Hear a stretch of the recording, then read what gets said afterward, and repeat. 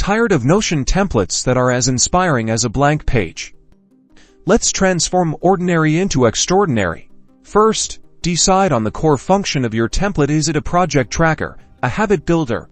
I'm building a project tracker, so I'll start with a simple table to define the structure. Include essential properties like project name, status, due date, and assign to. Now, elevate your properties. Instead of plain text, you select properties for status with colorful options like to do, in progress, and completed. Use the date property for deadlines and the person property to assign tasks. These properties are the foundation of any good template. It is time to unlock the power of views. Transform your data into a visual masterpiece. Create a board view to visualize project stages, a calendar view for deadlines, and a gallery view for project summaries. Different views cater to different brains and make Notion more dynamic.